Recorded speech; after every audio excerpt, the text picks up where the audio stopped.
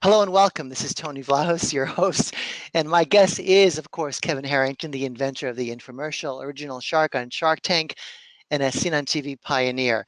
And success in almost any field is based in large part on solid sales skills. And today you'll learn 15 super sales secrets from Kevin himself. He's launched over 500 products, generating more than $5 billion in sales worldwide. So I'm feeling you're in pretty good hands once we get him back in audio. So this is part of our commitment, of course, here at ExecuNet to connect you with trusted advisors like Kevin, who you can count on to help you make the best decisions for your career and business and for your life. Number three, the prospect will give you the pertinent information if you just ask them, right? So the single most effective way is to ask. So I totally believe and just say that, getting back to the statement before where we're talking about raising capital, when I found out through questions what were the kinds of investments that they made, what's funny is somebody would say, I don't actually look for companies that are highly profitable, because if they're profitable, they're leaving money on the table that they could have put into customer acquisition. I want to see fast growth. Because Facebook was not a profitable company when they were raising billions of dollars. The investors that invested there wanted to see customer acquisition. So these are the kinds of things you find out when you're asking these questions. So number four, we definitely need to use assumptive language, and don't be afraid to set up the next step, because you have the power.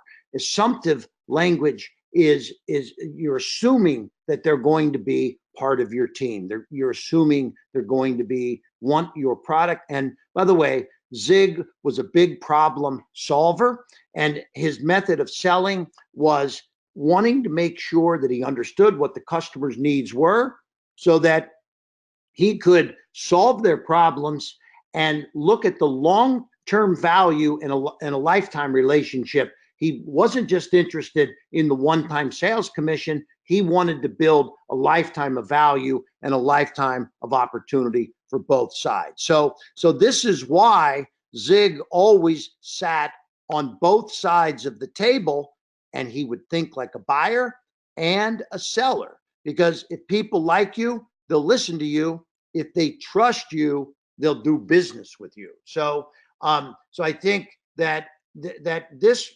starts kind of honing in on what the really core strengths of Zig Ziglar was his ability to also be not just the seller, but he could put himself in the shoes as a buyer. And I think this is why his method of selling was such a win-win situation. So that's number five. Number six,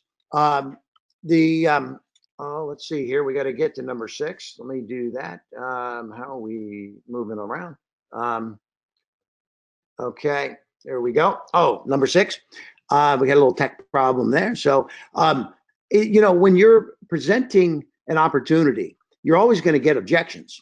The more you can prepare for that by dealing with an objection early in the presentation, then you're handling it before you have to handle it as a rebuttal. So I think that a no sometimes can be a powerful opportunity if you get that objection. And this was Zig's philosophy. If he got someone that said no, then at least they've made a decision, right? The toughest sale to make is when somebody can't make a decision, right? So the opportunity on no is now to find out why it's no, isolate the objections to that, and move from there. But if you can prepare for the objections early on in your presentation, then it may not come up at a later time. So that's number six.